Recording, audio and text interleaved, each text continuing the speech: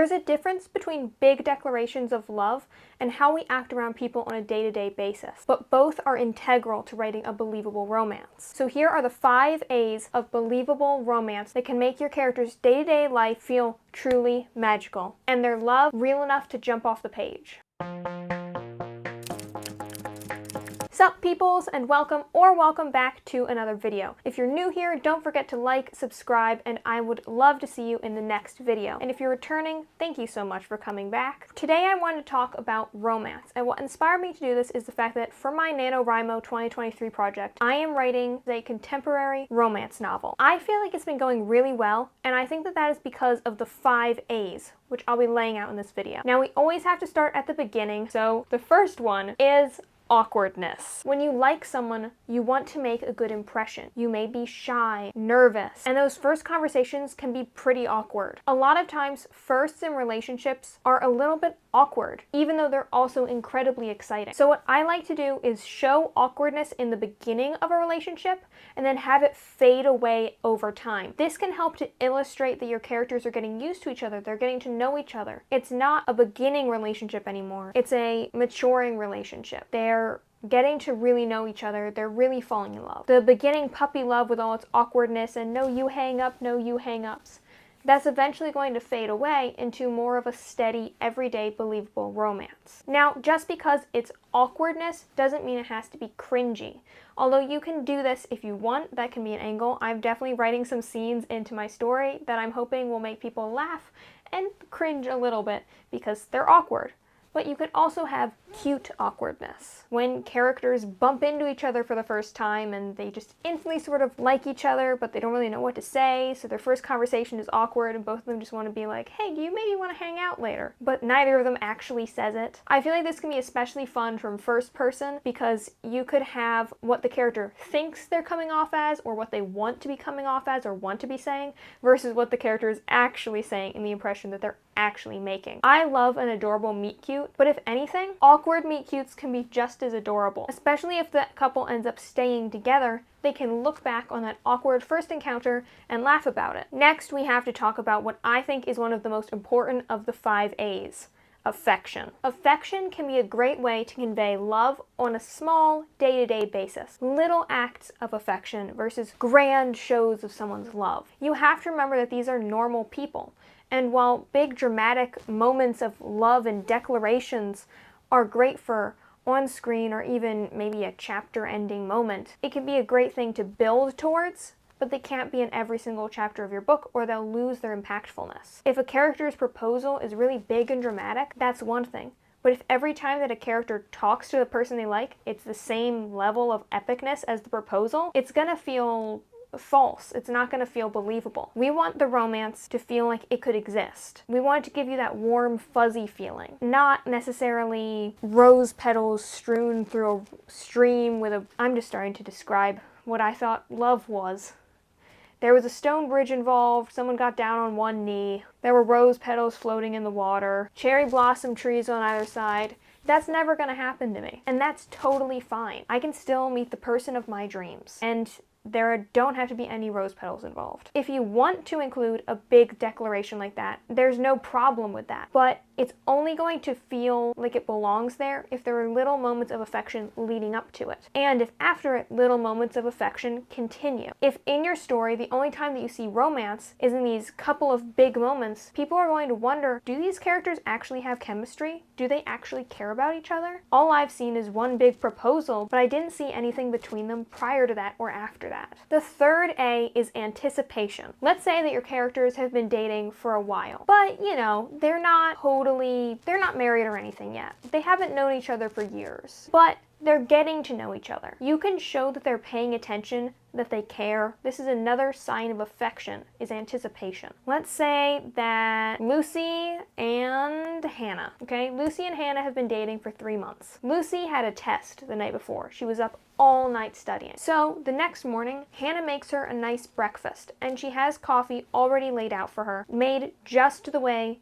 that Lucy likes it. When Lucy comes downstairs to this, it's gonna seem, well, this implies they live together. They're roommates now, okay? They're roommates. Yes, they move very quickly, but this is an example. When Lucy comes downstairs to this, it's going to seem wonderful, like a real act of affection and kindness. And the fact that Hannah remembered how she likes her coffee is going to be just that little like cherry on top to show that yes, this girl is paying attention, she cares, and she cares about me. So anticipation is a great way to show this affection that they have for each other and to show that they know things about each other that other people might not know or might not have picked up on. They've spent a lot of time together, so your characters might as well know things about each other. And it's a great way to differentiate them from other characters that they just might know in passing, who wouldn't have known how Lucy liked her coffee. The fourth one is acceptance. In the same vein as anticipation, knowing someone well means that you know all their quirks and flaws, and you can anticipate them. One character knowing and accepting these things about the other, and vice versa, can help give your characters a level of compatibility. Relationships are all about compromise, and it's not always going to be perfect. No one is perfect. So showing that your characters can get along despite this and still care about each other despite their flaws and quirks can be a really great way to show that they're in this for the long run. They're not here for a quick fling and the moment you have a flaw, they're gone. They're here because they care about the other character, irregardless of their quirks and flaws. You can also show anticipation and thus affection by having your characters expect things to come up. So let's say that, again, Lucy and Hannah. Let's say that Hannah does not like watching movies with lots of gore in them. She can't handle horror. I'm totally not using me as an example. So let's say that Lucy wants to watch this movie with Hannah. They're watching it, and Lucy knows that in the next scene there's going to be something sort of gory that Hannah wouldn't like. So she turns the sound off and she's like, don't watch this bit. This show of acceptance, that she's accepting that Hannah is not going to enjoy this thing that maybe she doesn't mind. Anticipation, knowing that the scene was coming up and trying to warn Hannah beforehand and make sure that it didn't bother her. And affection, caring enough to put the time in to be like, oh, this scene is coming up, I'm gonna mute it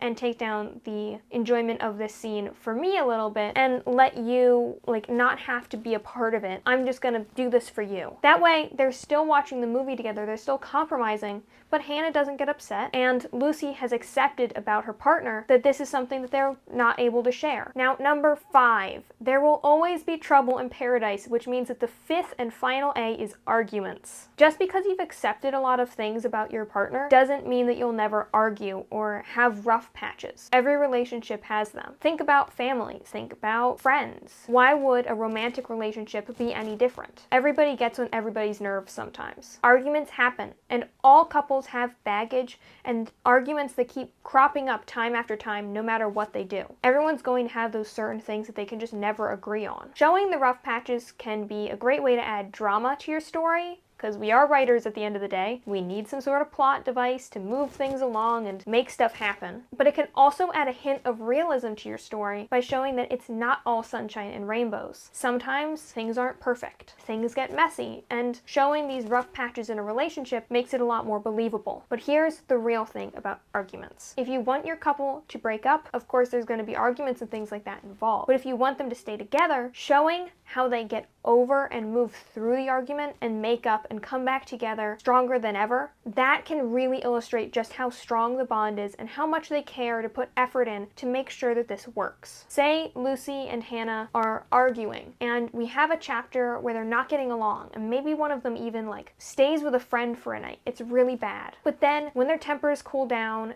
and the fight sort of wears off a little bit, they come together, they have a conversation, they work through their problems, and they're together again. It's not like the fight never happened. It's not like those things that made them upset never happened, but they've worked through it together and they're devoted to continuing their relationship, and they care more about their relationship than whatever they were arguing about. So this can really, really help illustrate just how strong a bond is and how much two people care about each other. If it was a passing acquaintance, you'd probably have the argument and then just not talk to them again. But if you really love someone, you're going to fight for that relationship, even if you have to fight for the relationship in a fight where you're fighting each other. That was a lot of fighting. But thank you so much for watching this video. I hope that it helped. Please let me know if you have any more A's or words that don't necessarily start with A that you would add to writing believable romance. What do you think is missing from romance on screen and in books? Also, if you're into characters and all that stuff, you may want to check out the videos that I'll put up on the screen right now. I have one about what you can learn from cartoons, which includes a section on slow burn romance, so if you want to continue in the romance vein, there is that video. And then you also have the other video, which is about writing complex protagonists, which no one's going to care about your romance if they don't like the characters separately. So make sure to